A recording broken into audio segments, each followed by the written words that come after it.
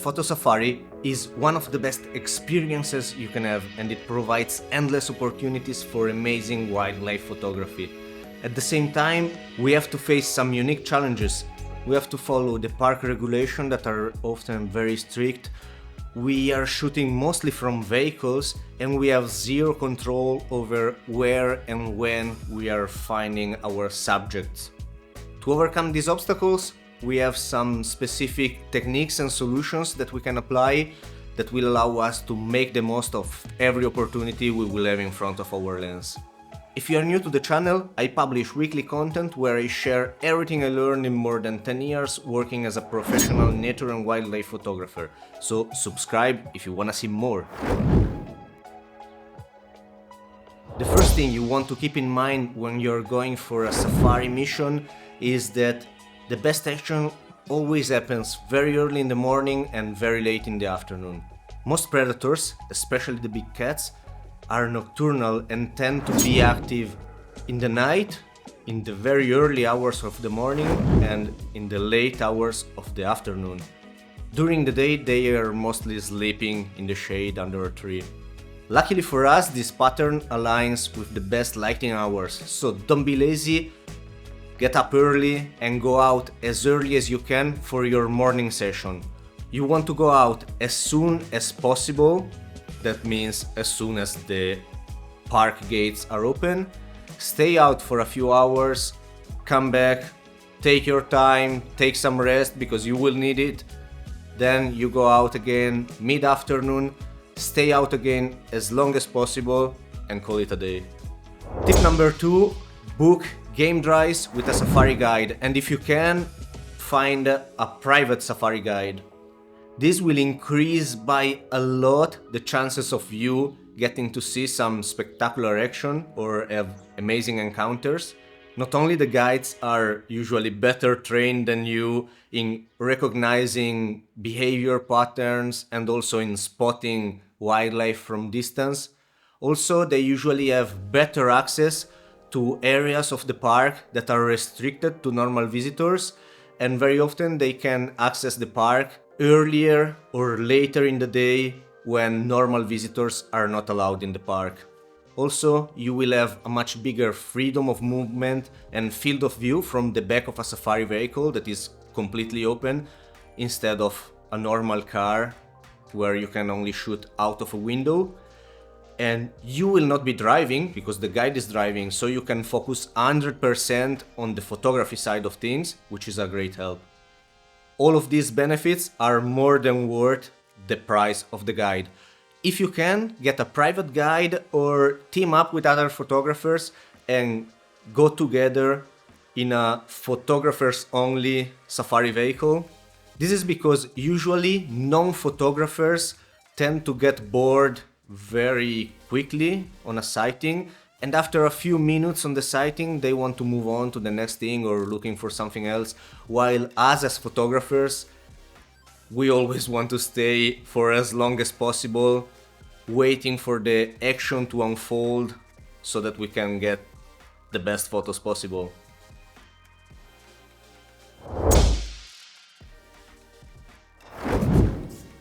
Let's now talk about the gear that you will need for a safari.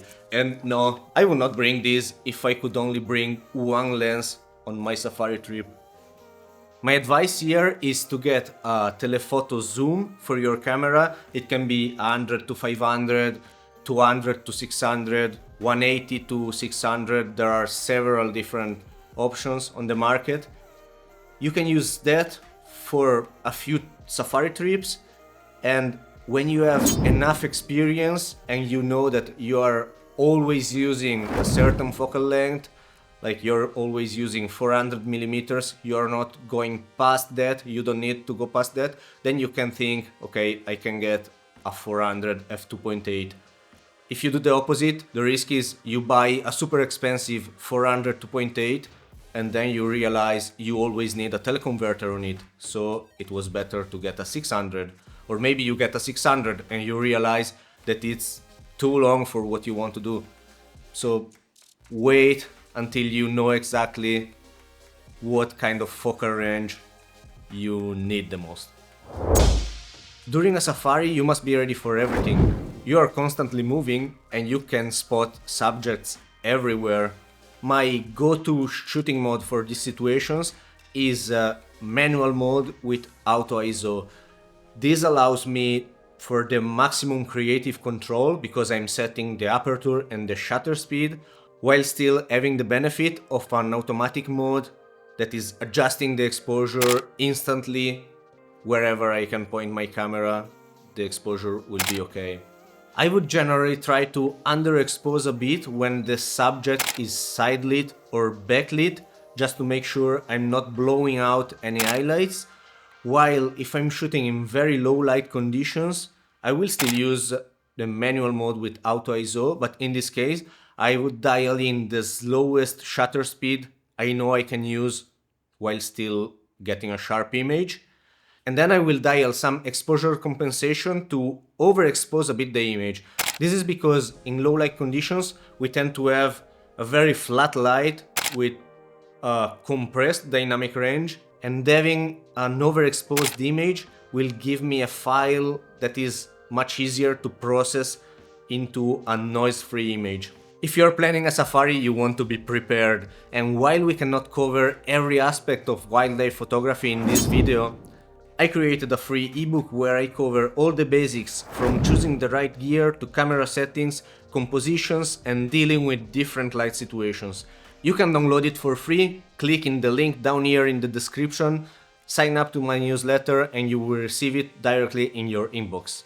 Let's now talk about composition. This is probably the most complicated aspect of safari photography. We usually want our camera to get as close to the ground as possible so that it's eye level with the subject and we can get this blurry, out of focus foreground and a very clean background.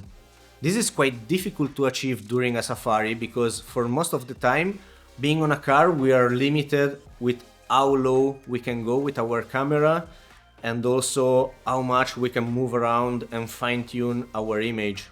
In most parks, it's absolutely forbidden to get out of the car at any point. In most cases, even if it would be allowed, it would not be a great idea in any case. Please remember that our safety and the safety of the wildlife is the priority, and there is no photo that is worth putting anyone in danger.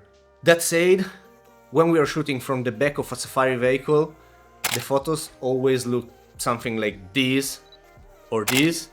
The first trick you can use here is try to be the first one to board the safari vehicle and take the front row.